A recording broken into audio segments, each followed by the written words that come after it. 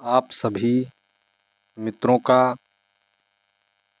अपने channel all Hindi तैयारी मंच 101 पर स्वागत है। मित्रों, आज हम लोग पढ़ेंगे यूजीसी नेट में लगी हुई अन्य गद्य विधाएँ, जैसे आत्मकथा हैं, जीवनी है, संस्मरण है। तो इन सब को देखेंगे। तो इस वीडियो में हम क्या भूलूं क्या याद करूं आत्मकथा को पढ़ेंगे।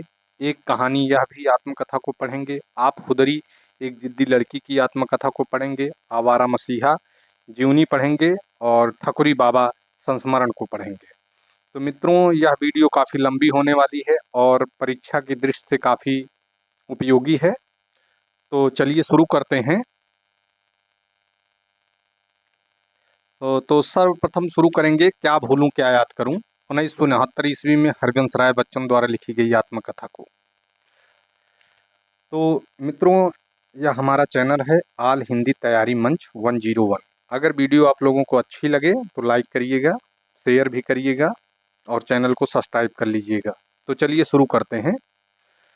क्या भूलूं क्या याद करूं हरबंस राय बच्चन की आत्मकथा का प्रथम भाग है। इसकी आत्मकथा 4 भागों में विभक्त है। मतलब जो हरबंस राय बच्चन जी हैं, इन्होंने अपनी आत्मकथा को 4 भागों में लिखा है। पहला भाग जो हम पढ़ने जा रहे हैं, क्या भूलूं क्या याद करूं, 1969 ईस्वी। नीर का निर्माण फिर से 1970 ईस्वी। बसेरे से दूर 1978 ईस्वी में है। इसको आप 77 की जगह 78 बना लीजिए। और 10 द्वार से सोपान तक 1985 ईस्वी। इस पे सरस्वती सम्मान भी इनको मिल चुका है। तो मित्रों, आगे देखेंगे कि इनके लिए बच्चन जी को इसके लिए बच्चन जी को सरस्वती सम्मान से भी सम्मानित किया जा चुका है। इस आत्मकथा की शुरुआत अपने पुरखों के प्रतापगढ़ से इलाहाबाद में बसने आने की कथा से शुरू करते हैं। मतलब इस आत्मकथा का जो आरंभ बिंदु होता है, वो कैसे इनके पुरखे प्रतापगढ़ से इलाहाबाद प्रयागराज आकर बसते हैं, यहाँ से कथा आरंभ हो जाती है। बचपन से ही पढ़ने का शौक था। जहाँ छोटे बच्चे खेलते हुए अपना समय बिताते थे, वहीं बच्चन एकांत में बैठकर पढ़ने में लगे रहते थे। ये बच्चन जी की खूबी थी। युवा अवस्था की तरफ बढ़ते हुए बच्चन ने अपने एक मित्र करकल का वर्णन किया है। करकल इनके बचपन के मित्र रहते हैं। मतलब युवा अवस्था में उनका चित्रण किए हैं ये, जबकि इनके पहले से ही मित्र रहते हैं। तो करकल की पत्नी चंपा से भी इनका आत्मीयता का संबंध था। ये आत्मकथा इतनी बेबाक है कि हर कोई नहीं लिख सकता है। तो इसीलिए आलोचकों के इस पे तरह तरह के कथन भी हैं, आगे देखने को मिलेंगे। तो करकल की पत्नी चंपा से भी इनका आत्मीयता का संबंध था, उससे भी इनका लगाव था, मेल मिलाप थे। बच्चन का विवाह श्यामा के साथ हुआ। बच्चन ने श्यामा का नाम ज्वाया रखा। इसका ज्वाया रखने का मतलब क्या था कि जो श्यामा थी, इनकी जो पहली पत्नी थी, ये हमेशा बीमार रहती थी और आकस्मिक इनका निधन भी हो जाता है। तो इसीलिए ये इसको ज्वाया कह के पुकारते थे। ठीक है। तो आगे देखिए, इसमें उनके प्रारंभिक संघर्ष की कहानी है। इनकी श्यामा के साथ शादी और श्यामा की मृत्यु का वर्णन भी है। वे इसमें अन्य महिलाओं के साथ अपने उन संबंधों की ओर भी इशारा करते हैं जो हमारे समाज में अनुचित माना जाता है। बिल्कुल सत्य बात है। इस आत्मकथा में बहुत सारी ऐसी चीज़ें देखने को मिलेंगी जो हमारा समाज स्वीकार नहीं करता है। लेकिन हरिवंश राय बच्चन ने भूमिका में लिखा है कि मैं इसमें किसी भी चीज़ को छुपा नहीं पाया हूँ। जितना हो सका है मेरे दिमाग में जो भी आया है, सही गलत, उन सबको मैंने इसमें उकेर दिया है। ये भूमिका में इन्होंने कहा था। डॉक्टर धर्मवीर भारती ने इसे 1000 वर्षों के इतिहास में ऐसी पहली घटना बताया जब अपने बारे में सब कुछ इतनी बेबाकी, साहस और सद्भावना से कह दिया गया है। इसमें डॉक्टर धर्मवीर भारती ने इसी आत्मकथा के ऊपर कहा है कि 1000 वर्षों के इतिहास में ऐसी पहली घटना बताया जब अपने बारे में सब कुछ इतनी बेबाकी, साहस और सद्भावना से कह दिया है। तो ये भी बहुत बड़ी बात होती है। आत्मकथा निष्पक्ष रूप से लिखी जानी चाहिए और वैसा हरिवंश राय बच्चन जी ने लिखा है। डॉक्टर हजारी प्रसाद द्विवेदी जी लिखते हैं कि के अनुसार इसमें केवल बच्चन जी का परिवार और उनका व्यक्तित्व ही नहीं उभरा है, बल्कि उनके साथ समूचा काल और क्षेत्र भी अधिक गहरे रंगों में उभरा है। ये डॉक्टर हजारी प्रसाद द्विवेदी जी का कथन है। कि इसमें केवल बच्चन जी का परिवार और उनका व्यक्तित्व ही नहीं उभरा है, बल्कि उनके साथ समूचा काल और क्षेत्र भी अधिक गहरे रंग में उभरा हुआ है, मतलब दिखाई देता है, दिखाया गया है। तो ये हजारी प्रसाद द्विवेदी का है। ये सब बहुत मोस्ट हैं, ये कहीं भी पूछे जा सकते हैं। आप यूजीसी देने गए हो, असिस्टेंट प्रोफेसर का पेपर देने गए हो, या बहुत चर्चित तो आत्मकथा है, अधिकतर यूनिवर्सिटियों में सिलेबस में लगी हुई थी और लगी हुई है भी। तो डॉक्टर शिवमंगल सिंह सुमन जी भी इसके बारे में कहते हैं। डॉक्टर शिवमंगल सिंह सुमन की राय में ऐसी अभिव्यक्तियां नई पीढ़ी के लिए पाठेय बन सकेंगी, इसी में उनकी सार्थकता भी है। मतलब वो कहना चाहते हैं कि ये जो बातें इन्होंने बेबाकी के साथ लिखी हैं, ये आने वाली जो नई पीढ़ियां हैं उनके लिए पाठेय बन सकेंगी, जानकारी का विषय होंगी। यह एक सशक्त महागाथा है जो उनके जीवन और कविता की अंतर्धारा का वृत्तांत ही नहीं कहती, बल्कि छायावादी युग के बाद के साहित्यिक परिदृश्य का विवेचन भी प्रस्तुत करती हैं। हरिवंश राय बच्चन उत्तर छायावाद में आते हैं और बहुत मोस्ट कवि हैं। हाँ, तो ये सारी चीज़ें इनमें हैं। हिंदी प्रकाशनों में इस आत्मकथा का अत्यंत ऊंचा स्थान है। डॉक्टर धर्मवीर भारती, मतलब रामधारी सिंह दिनकर का ये कथन है कि हिंदी प्रकाशनों में इस आत्मकथा का अत्यंत ऊंचा स्थान है। रामधारी सिंह दिनकर। हमारे छोटे से छोटे अनुभव में मानवता का सारा इतिहास छिपा रहता है। स्वामी रामनाथ रामतीर्थ, ठीक है, स्वामी रामतीर्थ का ये कथन है कि हमारे छोटे से छोटे अनुभव में मानवता का सारा इतिहास छिपा रहता है। स्वामी रामतीर्थ, ये इन्होंने कहा था। आत्मकथा के प्रमुख पात्र देख लीजिए, इसमें बहुत सारे पात्र हैं। जैसे भोलानाथ हैं, इनके दादा मिट्ठू लाल हैं, परबाबा हैं। प्रताप नारायण इनके पिताजी हैं। सूरसती इनकी माता हैं। ईश्वरी प्रसाद इनके नाना जी हैं। और तुलसी तुलसी इनकी बुआ हैं। राधा हैं, दीदी हैं। महारानी राधा की बेटी हैं। शालिग्राम हैं, छोटा भाई है। शैल कुमार है, बहन है। और भगवान देई इनकी बहन है। श्यामा है, पहली पत्नी रहती हैं। तेजी दूसरी पत्नी रहती हैं। अमित अर्थात अमिताभ बच्चन का भी वर्णन इसमें है। इनके पुत्र हैं विंध्येश्वरी प्रसाद, मामा है। लक्ष्मीनिया चमारिन है। करकल, चंपा, सुंदर, श्री कृष्ण, गिरधारी इनके अन्य पात्र हैं। और एक पात्रों में मनसा भी आती हैं, जो इनके घर से ही होती हैं। और इनके द्वारा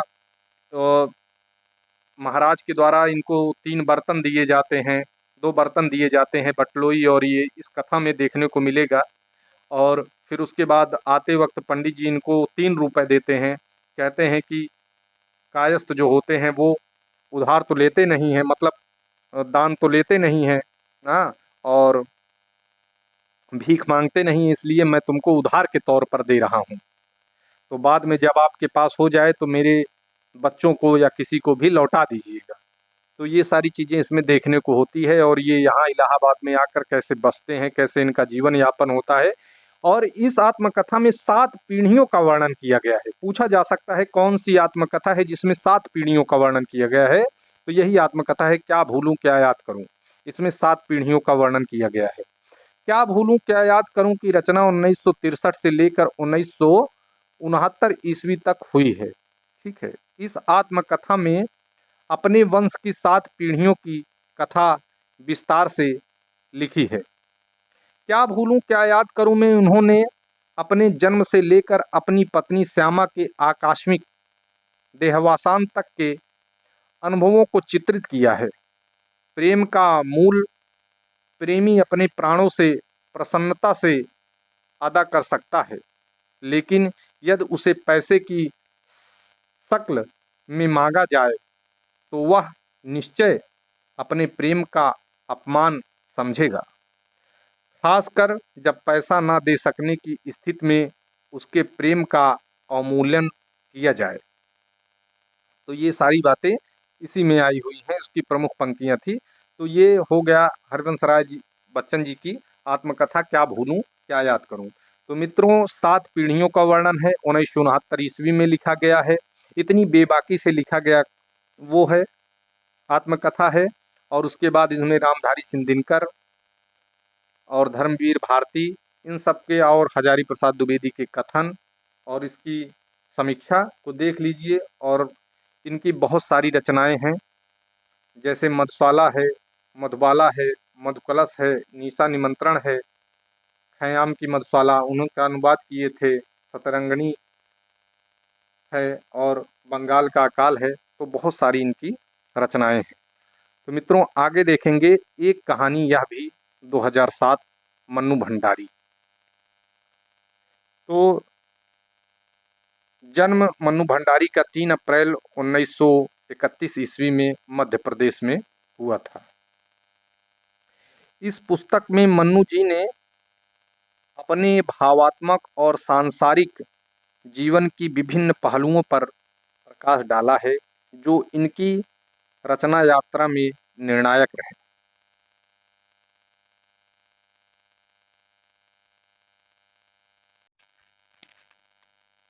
मित्रों इनकी आत्मकथा एक कहानी यह भी 2007 में लिखी गई थी, मन्नू भंडारी की है। और कली यह भी इन्हीं की आत्मकथा है। तो इस पुस्तक में मन्नू जी ने अपने भावात्मक और सांसारिक जीवन के विभिन्न पहलुओं पर प्रकाश डाला है, जो उनकी रचना यात्रा में निर्णायक रहे। तो ऑल हिंदी तैयारी मंच 101 के माध्यम से आप पढ़ रहे हैं। इस पुस्तक को पढ़ना एक ऐसी कथा यात्रा है जिसमें एक तरफ ख्याति प्राप्त लेखक की जीवन संगनी होने का रोमांस शामिल है। मतलब राजेंद्र यादव की पत्नी थी मन्नू भंडारी, तो वही बात कह रहे हैं कि एक तरफ ख्याति प्राप्त लेखक की जीवन संगनी होने का रोमांस शामिल है, तो दूसरी तरफ एक जिद्दी पति की पत्नी होने का संघर्ष भी। तो ये मन्नू भंडारी जी की स्वयं की आत्मकथा है।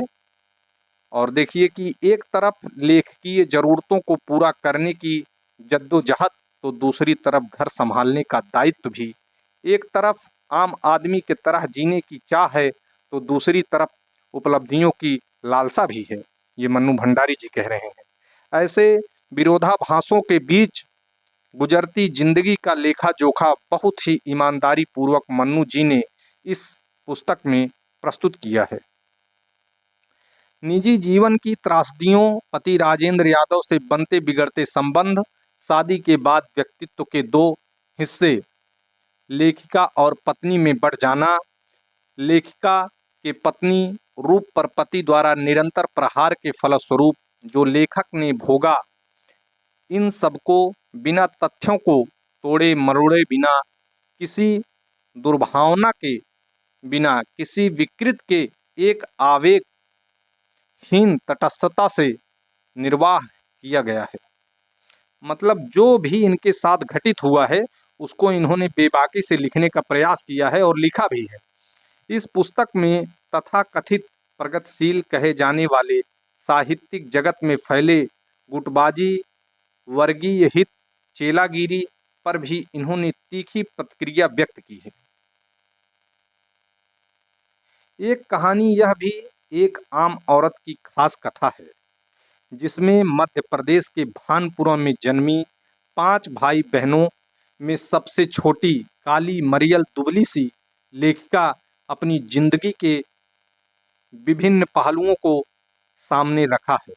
तो यहाँ से इसकी समीक्षा देखिए कि एक कहानी यह भी एक आम औरत की खास कथा है, जिसमें मध्य प्रदेश के भानपुरा में जन्मी 5 भाई बहनों में सबसे छोटी काली मरियल दुबली सी लेखिका अपनी जिंदगी की विभिन्न पहलुओं को सामने रखा है। तो मतलब ये 5 भाई बहनों में से सबसे छोटी थी, इसका वर्णन इसमें मिलता है।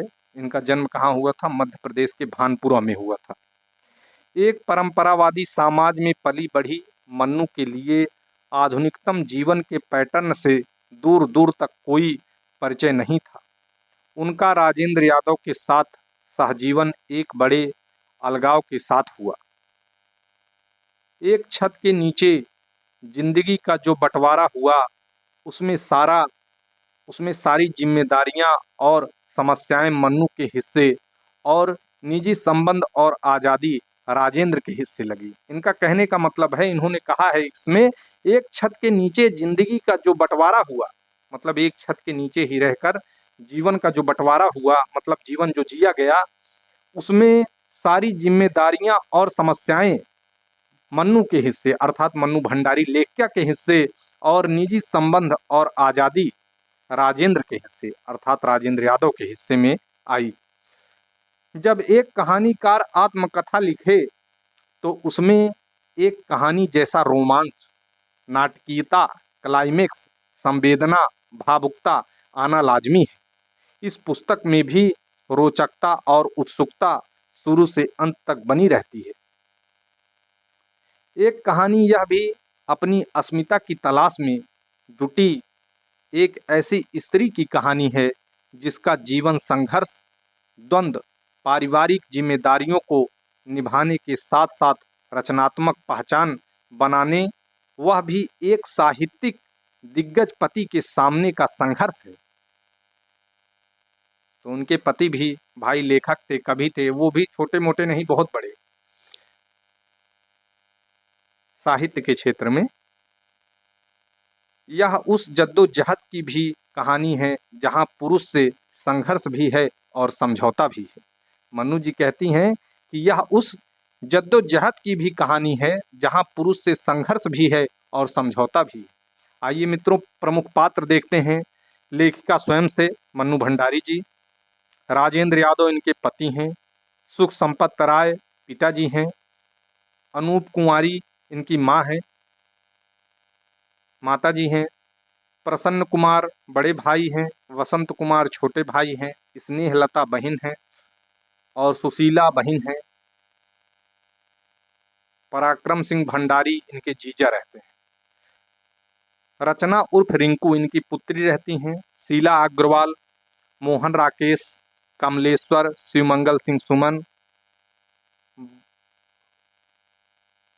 वसुधा, रंजन, दिनेश खन्ना, प्रमोद त्रिवेदी, वसुमती और रिंकी भट्टाचार्य, मीता, लक्ष्मीचंद्र जैन, वसु चटर्जी आदि इसके प्रमुख पात्र रहते हैं। लेखिका मन्नू भंडारी को लेखन संस्कार पिता से पैतृक रूप से मिला। लेखिका मन्नू भंडारी को लेखन संस्कार पिता से पैतृक रूप में मिला।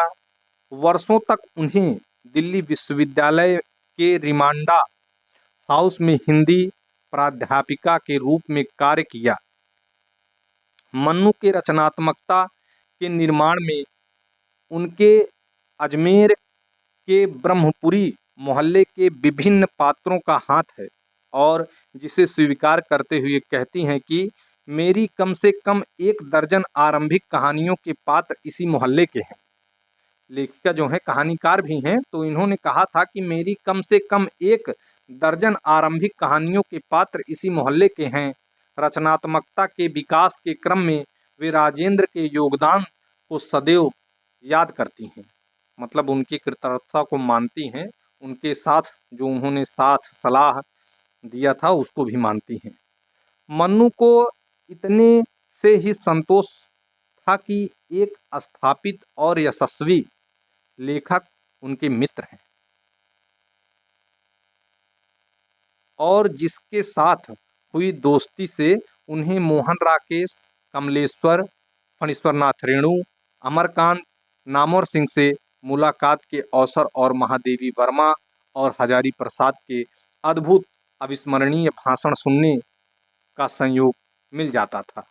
तो ये लेखिका कह रही हैं कि इन सारे लेखकों और कवियों से इनकी मुलाकात हो चुकी थी। जैसे मोहन राकेश का नाम ली है, कमलेश्वर का और फणीश्वर नाथ रेणु का, अमरकांत का, नामवर सिंह का, फिर आते हुए कवित्री महादेवी वर्मा का और हजारी प्रसाद द्विवेदी जैसे महान विभूतियों से इनको मतलब मिलना और इनके वक्तव्यों को सुनना मिल जाता था। देखो, छत जरूर हमारी एक होगी, लेकिन जिंदगियां अपनी अपनी होंगी। बिना एक दूसरे की जिंदगी में हस्तक्षेप किए, बिल्कुल स्वतंत्र, मुक्त और अलग। ये इसकी प्रमुख पंक्तियां हैं।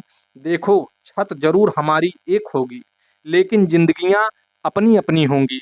बिना एक दूसरे की जिंदगी में हस्तक्षेप किए, बिल्कुल स्वतंत्र, मुक्त और अलग रहेंगे।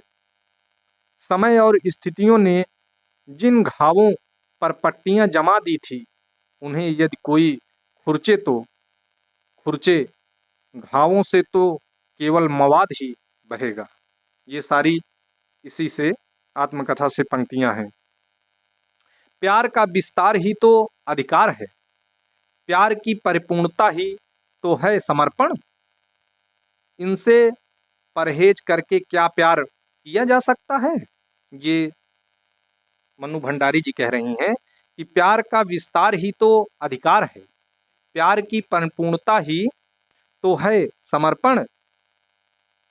इनसे परहेज करके क्या प्यार किया जा सकता है? मन्नू जी का। तो मित्रों, यहाँ पर ये खत्म होता है। अब आगे दूसरा देखेंगे। आप हुदरी, रमणिका ठाकुर गुप्ता बहुत बोल्ड लेखिका मानी जाती हैं। सच्चाई को अपनी लेखनी के द्वारा इन्होंने समाज को दिखाया है। कैसे कैसे जीवन बीता है, कैसे कैसे उन्होंने अपने जीवन में रमणिका से रमणा बनने की यात्रा को पूरा किया है। इन सब में उसका चित्रण किया गया है। उन्होंने अपने घर से अपने जीवन के अंत तक का इसमें वर्णन किया है। और ये भी हरिवंश राय बच्चन की तरह लिखी गई बहुत बेबाकी से आत्मकथा है। तो मित्रों देखिए, बहुत रोचक आत्मकथा है आप हुदरी। आप हुदरी एक जिद्दी लड़की की आत्मकथा। आप हुदरी का मतलब होता है जो किसी की ना माने, अपनी मनमानी करे, तो वही है आप हुदरी। तो यह 2015 ईस्वी में 2015 ईस्वी में लिखा गया है। तो इसके पहले हादसे है, फिर आप हुदरी। हादसे 2005 में है, आप हुदरी में देखिए। जन्म 1930 ईस्वी में पंजाब में हुआ था, मृत्यु 2019 में दिल्ली में हुई थी। इन्होंने बहुत सारे पत्र पत्रिकाओं में भी संपादन किया था। दलित पत्र पत्रिकाओं में भी इन्होंने उनका संपादन किया था और ये दिल्ली में लंबे समय तक रही। और देखिए इनके बारे में, इनकी आत्मकथा के बारे में। समाज की तमाम रूढ़ियों तथा पुरुषों द्वारा स्त्रियों पर थोपी गई बंदिशों के विरुद्ध रमणिका जी एक आप हुदरी अर्थात जिद्दी की तरह अडिग खड़ी रहने वाली, अडिग खड़ी रहने की हिम्मत रखती हैं। शायद इसीलिए उन्होंने अपनी आत्मकथा को नाम दिया है आप हुदरी, एक जिद्दी लड़की की आत्मकथा। मित्रों, यह आत्मकथा आप ऑल हिंदी तैयारी मंच 101 के द्वारा पढ़ रहे हैं। अगर वीडियो अच्छी लगे तो लाइक करिएगा, शेयर करिएगा, सब्सक्राइब करिएगा। ये आप यूजीसी नेट के लिए बहुत हेल्पफुल वीडियो है। तो मित्रों आगे देखिए।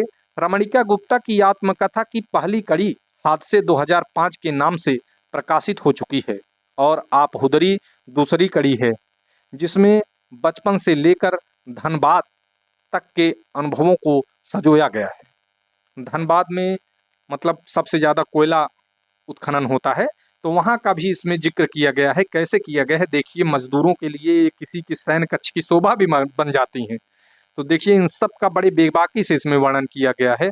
सेक्स वर्जनाओं पर लिखा गया ये आत्मकथा है उनके साथ, उनके जीवन में उनके पिता के साथ, उनकी नानी, उनकी माता के साथ, उनकी मौसी के साथ, उनके नौकरों के साथ क्या क्या संबंध रहे हैं, इनमें सबका बखूबी चित्रण किया गया है। आप हुदरी में एक अनेक पारिवारिक रिश्तों की छानबीन करती हैं। आप हुदरी में वह अनेक पारिवारिक रिश्तों की छानबीन करती हैं। माता पिता, नानी नाना, चाचा ताया, बुआ, भाभी भाई, यहाँ तक कि नाना मौसी के रिश्ते के बीच वह उस समय के रिश्तों के खुलासे करती हैं। वह कहती हैं कि मैंने उचित अनुचित की चिंता नहीं की है, नहीं की, मैंने तो कसौटियां ही बदल दी, मैंने तो कसौटियां ही बदल दी थी। वास्तव में इन्होंने कसौटियां बदल दी हैं और इसमें देखने को मिलता है, इतनी बेबाकी से कोई नहीं लिख सकता जितना रमणिका जी ने लिखा है। इस आत्मकथा में एक ऐसी स्त्री के दर्शन होते हैं जिसका जितना सरोकार स्वयं के अस्तित्व की स्थापना से है, उतना ही सरोकार दुखी पीड़ित इंसानों के दुखों को दूर करने से भी है। एक ऐसी स्त्री जो स्वयं के सुख की कल्पना के वशीभूत पिता से विद्रोह करके विवाह रचा सकती है, तो धनबाद के कोयला मजदूरों के हित की रक्षा के लिए किसी के शयन कक्ष में पहुंचकर उसकी अंकसैनी भी बन सकती है। आप हुदरी एक बालिका का सेक्स की वर्जनाओं एवं यौन संबंध की विकृतियों के विरुद्ध देह मुक्त के लिए लड़ी गई जंग है। इस युद्ध की परिणति उस युवती के रूप में होती है जो मनुष्य के रूप में एक स्वतंत्र इकाई बनकर जीवन जीना चाहती है। आप हुदरी सच्चाई का आईना है, हमारे परिवार की, हमारे परिवेश की, हमारे समाज की, कई बार हमारी खुद की सच्चाइयाँ होती हैं जिन्हें हम या तो देखना नहीं चाहते या फिर दिखाना नहीं चाहते। मगर सत्य हमेशा से हमारे जीवन का अहम अंग रहा है, चाहे वह कितना ही विभत्स, घिनौना या विकृत हो।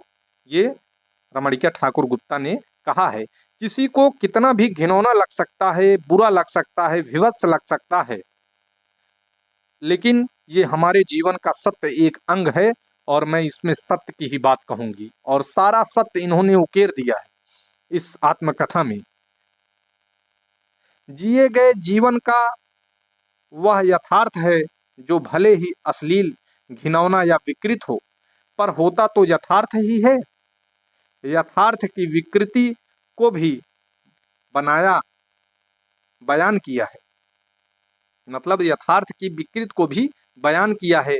रमणिका गुप्ता ने जो आप हुदरी में है, आप हुदरी में जितनी बातें कही गई हैं उन सब को, मतलब उनके जीवन में जो गुजरा है उन सब को आप हुदरी में उन्होंने लिखा है। आप हुदरी आत्मकथा साहसिकता साहसिकता की मिसाल है, जिसके कारण लेखिका के पारिवारिक रिश्तों पर प्रश्न चिन्ह भी उठ खड़े हुए हैं। रमणिका जी का व्यक्तित्व पूरी तरह बेबाक और पारदर्शी रहा है, इसलिए उन्होंने अपने पारिवारिक संबंधों के रहस्यों को भी उजागर करने में झिझक नहीं दिखाई है, जो उनके परिवार की मान प्रतिष्ठा को कटघरे में खड़ा कर सकती थी। मतलब ये डरती नहीं है कि हमारे परिवार के प्रति लोग क्या कहेंगे, उन पर लोग आक्षेप उठाएंगे, उनको गलत कहेंगे, इनका संबंध किससे है। इन सारी चीज़ों को उन्होंने बड़ी बेबाकी से दिखाया है। बचपन से लेकर अब तक वह एक ऐसी लेखिका रही हैं जो भारतीय समाज की जटिल पारिवारिकता, सामाजिकता के बीच फल फूल रहे ताकतवर पितृसत्ता को लगातार चुनौती देती रही हैं, चाहे इन कठिन राहों पर अकेला चलना पड़ा। ये रमणिका गुप्ता स्वयं से ये पितृसत्तात्मक परिवार को चुनौती देती रही हैं, चाहे उन्हें अकेला ही इस मार्ग पर, इस पथ पर चलना पड़ा। आप हुदरी आत्मकथा जो कि बहुत कुछ कथात्मक शैली में लिखी गई है, इसमें उन्होंने अपने परिवारजनों से विभिन्न लोगों के व्यक्तित्व को मनोवैज्ञानिक ढंग से परखने की चेष्टा की है, जिसमें वह काफ़ी सफल भी हुई है। आप हुदरी पढ़ने के पश्चात हमें रियासतों की कई नग्न सच्चाइयों का पता चलता है। इनका कहने का मतलब है उस समय जब ये इनका जन्म ही पंजाब में हुआ था, तो पंजाब क्षेत्र के अंतर्गत जो पटियाला वगैरह रियासत आती थी, उनमें बड़े बड़े राजा महाराजाओं महाराजाओं का कैसे स्त्रियों के प्रति शोषण किया जाता था। लाचार इस बेबसी से जूझ रही स्त्रियों को रियासतों पर बुलाकर उनके साथ शोषण किया जाता था, यौन शोषण किया जाता था। इन सब का बखूबी चित्रण इसमें देखने को मिलता है, जिससे हमें ज्ञान हो पाया कि ऊंची ठाट बाट शानो शौकत ऐसो आराम रुतबा जो राजा महाराजाओं की पहचान थी, इन सब के पीछे कितना चारित्रिक खोखलापन है। आप हुदरी केवल एक महिला की आप बीती नहीं है, बल्कि यह एक तरह का ऐतिहासिक दस्तावेज है। हर उन कुप्रथाओं, विकृतियों एवं जाति ज्यादतियों का जो उस समय पैदा हुई स्त्रियों, खासकर सामंती अभिजात वर्ग में पैदा हुई, को झेलना सहना पड़ा। लेखिका ने पंजाब की सबसे घृणित प्रथा कुड़ी मार प्रथा का जिक्र किया है। यह प्रथा पंजाब के सबसे सम्मानित एवं श्रेष्ठ समझे जाने वाले गुरु परिवारों में होता है। कहाँ पर कुड़ी मार प्रथा का चित्रण इसमें किया गया है और किन परिवारों में होता है? गुरु परिवारों में किया जाता है। और ये परिवार सबसे ज्यादा सम्मानित माने जाते हैं। कहाँ? पंजाब में। तत्कालीन समाज में जात पात और छुआछूत का कितना बोलबाला था, इन सब विसंगतियों पर प्रकाश डालने के लिए उन्होंने कई उदाहरण भी दिए हैं। उनके दृष्टांतों से पता लगता है, उनके जो उदाहरण हैं उससे पता चलता है। आइए इनमें पात्र देख लेते हैं। लेखिका स्वयं से रमणिका गुप्ता, पति हैं इनके, पिता हैं इनके प्यारेलाल वेदी हैं, बीबी जी हैं, माँ हैं लीलावती हैं, और बड़े भाई हैं सत्यव्रत वेदी हैं, चाँद व्रत हैं इनके, ये भी भाई हैं मझले वाले, और रवि व्रत वेदी हैं इनके छोटे भाई हैं, बुआ हैं दुर्गावती हैं, लक्ष्मी हैं, दादाजी हैं करमचंद वेदी हैं, ताई हैं गौरा हैं, हीरालाल दादा के भाई हैं, वेद प्रकाश गुप्ता इनके पति रहते हैं। ये चीज रखिएगा, इनकी शादी किससे हुई थी? वेद प्रकाश गुप्ता से, इसको नोट कर लीजिएगा। हाँ, ये जब इनसे तलाक हो जाता है, जब इनसे छूटती हैं, तो ये किसी से शारीरिक संबंध बहुत लंबे समय तक दूसरे किसी व्यक्ति के साथ रहती हैं और बनाती हैं। इन सब का भी वर्णन इस आत्मकथा में देखने को मिलता है। पुत्र हैं उमंग पावेल गुप्ता, पुत्री हैं सीबा या सिब्बल तरंग गुप्ता, और बलराम हैं, हामिद हैं, और भाभी हैं यशपाल हैं, बलजीत हैं, आहूजा हैं, प्रोफेसर वाजपेयी हैं, दिलीप हैं, संजीव रेड्डी हैं, रामू हैं, संतरा है। संतरा एक औरत होती है जो बाझपन से जूझती रहती है और इनके पिता के पास वो बार बार आती है। तो एक वाक्य इसमें देखने को मिलता है कि जब ये आती तो पूछती कि बस आपके पापा के पास जा रही हूँ, बस इंजेक्शन लगवा कर आती हूँ। धीरे धीरे इसका बाझपन और हिस्टीरियापन दोनों ही दूर हो जाता है। नाना है, मौसी हैं आदि। और इसकी प्रमुख पंक्तियां देखिए कि राजनीति में समझौता या व्यभिचार ज़्यादा चलता है और बलात्कार कम। ये इसकी पंक्तियां हैं। मुझे बदलाव प्रिय है, हालांकि मैं अब भी भीतर से कहीं रमणा ही हूँ। मतलब ये अपना नाम लिख रही हैं। मुझे बदलाव प्रिय है, हालांकि मैं अब भी भीतर से कहीं रमणा ही हूँ। तो मित्रों, ये आत्मकथा खत्म होती है आप हुदरी। अब हम अगली आत्मकथा जीवनी देखेंगे जो बहुत महत्वपूर्ण है, आवारा मसीहा। इससे कई बार यूजीसी में प्रश्न आ चुके हैं, वैसे सभी से प्रश्न आ चुके हैं लेकिन इससे कुछ ज़्यादा ही आए हैं। तो देखिए, आवारा मसीहा 1974 ईस्वी में लिखी गई है विष्णु प्रभाकर द्वारा। यह जीवनी बंगला के एक उपन्यासकार हैं शरत चंद्र चट्टोपाध्याय, उन्हीं के जीवन पर लिखी गई है। तो आइए देखते हैं। इनका जन्म 1912 ईस्वी में हुआ था अब देखिए, आवारा मसीहा नाम से बंगाल के बेजोड़ कथाकार शरत चंद्र चट्टोपाध्याय की जीवनी लिखकर प्रभाकर जी ने हिंदी और बंगला साहित्य के बीच ऐसे सेतु का निर्माण किया जो समूचे राष्ट्र की रागात्मक एकता का प्रतीक है।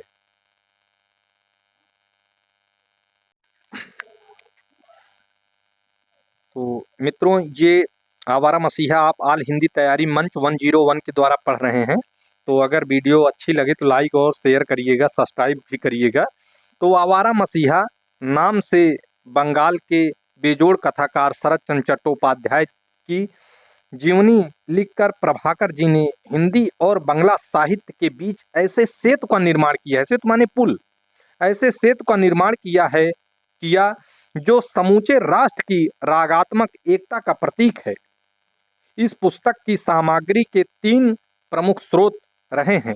एक तो उन व्यक्तियों से साक्षात्कार जो किसी न किसी रूप में शरद बाबू से संबंधित रहे, दूसरे उनके समकालीन मित्रों के लिए समकालीन मित्रों के लेख संस्मरण, और तीसरे उनकी अपनी रचनाओं में इधर उधर बिखरे वे स्थल और प्रसंग जिनका उनके जीवन से सीधा संबंध रहा। ये विष्णु प्रभाकर जी लिखते हुए बताए हैं कि इन इन जगह से मैंने इन इन तथ्यों को लिया है, कहाँ से इन सारी चीज़ों को मैंने जाना है, ये चीज़ें उन्होंने बताया है। आवारा मसीहा में आई कोई घटना प्रभाकर जी की कल्पित नहीं है। प्रथम पुरुष के रूप में शरद के मुख से जो कुछ उन्होंने कहलवाया है वह सब उनके उन मित्रों के संस्मरणों से लिया है जो उनके साक्षी रहे हैं। शरद की संपूर्ण जीवनी को प्रभाकर जी ने तीन भागों में विभक्त किया है: दिशाहारा, दिशा की खोज और दिशांत। मित्रों, इसका क्रम आप लोग याद कर लीजिए, कौन सा क्रम कब आता है इसको देख लीजिए, ये यूजीसी में पूछा जा चुका है। दिशाहारा, दिशा की खोज और दिशांत, तो ये इसका क्रम है। तीन क्रमों में बटा हुआ है। आइए तीनों क्रमों में कौन सा कहाँ पर किस किस चीज का वर्णन है, कहाँ पे ये कैसे जीवन जीते हैं। दिशाहारा यह प्रथम पर्व है। इसके अंतर्गत विदा का दर्द, भागलपुर में कठोर अनुशासन, राजू उर्फ इंद्रनाथ से परिचय, वंश का गौरव, एक प्रेम प्लावित आत्मा, नाना परिवार से विद्रोह, भूख, निरुद्देश्य यात्रा, जीवन मंथन से निकला विष, लक्ष्यहीन प्रवास की ओर। ये दिशाहारा अर्थात प्रथम पर्व में इतनी बातें कही गई हैं। दिशा की खोज, इस द्वितीय पर्व में शरद के लेखन विकास के प्रेरणा के स्रोत, रचनाओं की पृष्ठभूमि और पात्रों से समरसता, रंगून प्रवास, गृहदाह, सृजन का आवेग, चरित्रहीन आरोप, विराजू बहू और आवारा श्रीकांत की चर्चा की गई है। दिशा की खोज में ये सारे पहलू आते हैं। रंगून प्रवास जाना, सृजन का आवेग इसमें है, चरित्रहीन आरोप इनके ऊपर क्या लगाया जाता है, विराजू बहू और आवारा श्रीकांत की चर्चा का भी चित्रण किया गया है। दिशांत, अंतिम पर्व तीसरा पर्व आता है इनका दिशांत। तृतीय पर्व में वह सृजन का स्वर्ण युग, देश की मुक्ति का व्रत, राजनीति से उनका लगाव और नारी चरित्र के परम रहस्य ज्ञाता के रूप में शरद का चित्रण किया गया है। मित्रों, सन 1959 में मैंने अपनी यात्रा प्रारंभ की थी और अब 1973 है। 14 वर्ष लगे मुझे आवारा मसीहा लिखने में। समय और धन दोनों मेरे लिए अर्थ रखते थे, अर्थात महत्व रखते थे, क्योंकि मैं मसीजीवी लेखक हूँ। जैसे कबीर ने कहा था कि मस कागज लिखो नहीं, कलम गयो नहीं हाथ, वही मसीजीवी लेखक हूँ। ये भूमिका से कथन था। और एक क्वेश्चन इससे और बना था कि आवारा मसीहा को लिखने में कितने वर्ष का समय लगा था। मित्रों, 14 वर्ष का समय लगा था। आप लोग नोट डाउन कर लीजिए। कितने पर्व हैं इसमें? 3 हैं। तीनों पर्व हैं दिशाहारा, दिशा की खोज और दिशांत, ये भी आप लोग नोट कर लीजिए।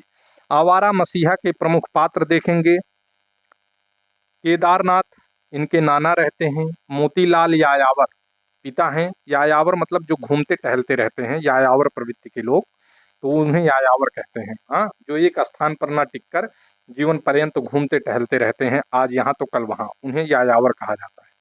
तो केदारनाथ नाना थे, मोतीलाल यायावर इनके पिता थे, भुवन मोहिनी माता थी, सुरेंद्र मामा थे, देवी मामा थे और ठाकुरदास बड़े मामा थे। अघोरनाथ छोटे नाना थे, मणिंद्र नाना के बेटे थे, अमरनाथ नाना के भाई थे, कुसुम कामिन अघोरनाथ की पत्नी थी, रामधन गंगोपाध्याय नाना के पिता थे, अनीला बहन थी, सुशीला बहन थी, प्रभाष चंद्र भाई थे, प्रकाश भाई थे, शांति पहली पत्नी थी, मोक्षदा या हिरण्मयी दूसरी पत्नी थी। हिरण्मयी या मोक्षदा इन्हीं का नाम था, ये दूसरी पत्नी थी। पहली पत्नी का नाम शांति था और दूसरी पत्नी का नाम मोक्षदा या हिरण्मयी था। ठीक। निरुपमा प्रेसी थी, प्रेसी माने इनकी प्रेमिका थी, और राजेंद्रनाथ घनिष्ठ मित्र थे। रविंद्रनाथ ठाकुर अर्थात इनके गुरु थे। रविंद्रनाथ ठाकुर कौन थे? इनके गुरु थे। और दो चार पात्र हैं, राम रतन हैं, बैकुंठनाथ हैं, धीरू हैं, सदानंद हैं, मृत्युंजय हैं और नीरू हैं। इनका भी जिक्र इसमें देखने को मिलता है, आदि आदि आदि। तो भले ही इस संसार में दूसरे मूल्य किसी स्तर पर झूठे लगने लगे, लेकिन सहज मानवीय करुणा कभी नहीं झुठलाई जा सकती। ये इसकी प्रमुख पंक्तियां हैं। भले ही इस संसार में दूसरे मूल्य किसी स्तर पर झूठे लगने लगे, लेकिन सहज मानवीय करुणा कभी नहीं झुठलाई जा सकती। दूसरा, विरह बोध ही जीवन और यौवन का आवेग है। बुद्धि इसकी साथ नहीं पा सकती, हृदय से ही इसका स्वरूप जाना जा सकता है। कितनी अच्छी पंक्तियां हैं कि विरह बोध ही जीवन और यौवन का आवेग है। सत्य बात है, बुद्धि इसकी थाह नहीं पा सकती, हृदय से ही इसका स्वरूप जाना जा सकता है। जीवन मंथन से निकला विष, वह जो तुमने पान किया, और अमृत हो बाहर आया, उसे जगत को दान दिया। ये भी इसकी महत्वपूर्ण पंक्तियां हैं। जीवन मंथन से निकला विष, वह जो तुमने पान किया, और अमृत हो बाहर आया, उसे जगत को दान दिया। ये भी इसकी महत्वपूर्ण पंक्तियां हैं। भले ही इस संसार में दूसरे मूल्य किसी स्तर पर झूठे लगने लगे, लेकिन सहज मानवीय करुणा कभी नहीं झुठलाई जा सकती। तो मित्रों, अगर वीडियो आप लोगों को अच्छा लगे तो लाइक कर दीजिए और ये शेयर कर दीजिए। आप लोगों के लिए बहुत मोस्ट है, मैंने बहुत मेहनत से पूरी वीडियो को बनाया है, लिखा है। तो अगर अच्छी लगे तभी आप लोग लाइक शेयर सब्सक्राइब करिएगा, अन्यथा कोई बात नहीं। गांगुली परिवार में पतंग उड़ाना वैसे ही वर्जित था जैसे शास्त्र में समुद्र यात्रा, परंतु शर्त था कि पतंग उड़ाना, लठ घुमाना, गोली और गुल्ली डंडा जैसे निषिद्ध खेल उसे बड़े प्रिय थे। ये शरद बाबू के बारे में बताया गया है। वह अपने को निरीश्वरवादी कहकर प्रचारित करता था, लेकिन सारे व्यसनों और दुर्गुणों के बावजूद उसका मन वैरागी मन था। तो ये इसकी महत्वपूर्ण पंक्तियां थी। अब आइए लास्ट और अंतिम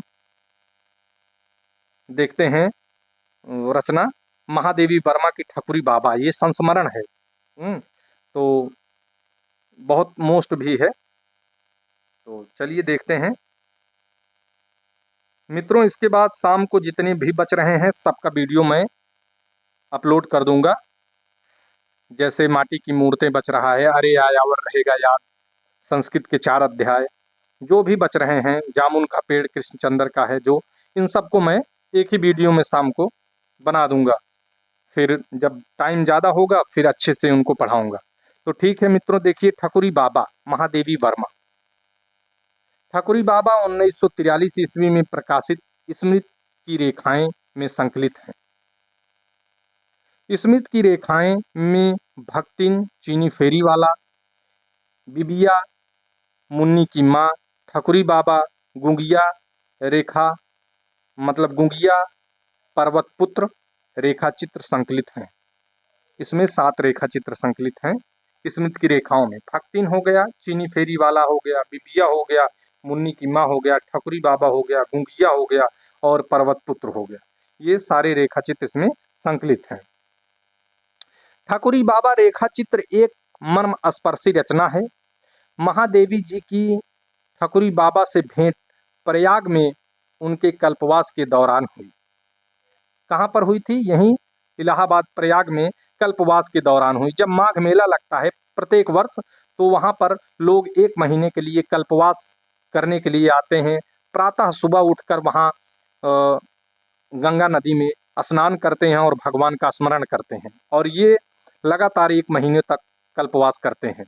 तो वही बता रहे हैं कि ठकुरी बाबा रेखा चित्र एक मर्म स्पर्शी रचना है। महादेवी जी की ठकुरी बाबा से भेंट प्रयाग में उनके कल्पवास के दौरान हुई।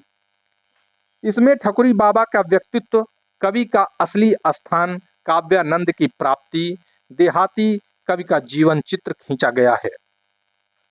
ठकुरी बाबा का चरित्र उस ग्रामीण वर्ग का प्रतिनिधित्व करता है जिसे रसिया, बिरहा, गाने, आल्हा या आलाप या नौटंकी आदि में भाग लेकर तरह तरह के सॉन्ग रचने के कारण समाज में हे दृश्य से देखा जाता है।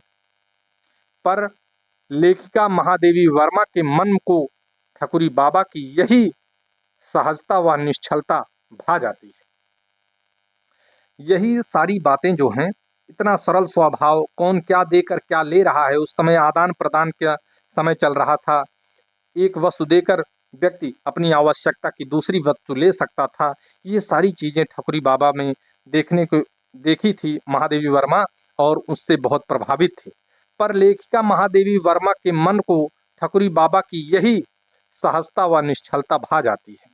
आगे देखिए, ग्रामीण भारत का प्रतिनिधित्व करने वाले ठकुरी की यही सरल सहज स्वाभाविक प्रवृत्ति ही लेखिका को आकर्षित करती है। महादेवी कहती हैं कि ठकुरी बाबा के चरित्र में उदारता व आतिथ्य भाव कूट कूट कर भरा है। वह सबको अपना अतिथि बनाने को आतुर रहते हैं। कोई भी व्यक्ति उनके पास आ जाए, कोई उनको दही देकर उनसे 1 किलो आटा ले जाता है, कोई उनको 1 भेली गुड़ देकर उनसे चावल ले जाता है। तो ये सारी चीजें ठकुरी बाबा के माध्यम से महादेवी वर्मा ने अपने इस संस्मरण में दिखाया है, रेखा चित्र में दिखाया है। तो देखिए, महादेवी कहती हैं कि ठकुरी बाबा के चरित्र में उदारता व आतिथ्य भाव कूट कूट कर भरा है। वह सबको अपना अतिथि बनाने को आतुर रहते हैं। वह किसी दूसरे के घर जाते हैं तो दूसरे के घर का अन्न खाकर बदले में कुछ देने की परंपरा का निर्वाह करने का सरल सहज स्वभाव उनके अंदर है। इसलिए वे अपनी गठरी में खाने पीने का सामान लेकर चलते हैं। बहुत अच्छी चीज है। तो इसमें एक चीज और दिखाया है कि मतलब वो अगर किसी के यहाँ जाते भी हैं तो कुछ खाते पीते हैं तो उसके बदले कुछ देने की भी परंपरा का निर्वहन करते हैं। जानती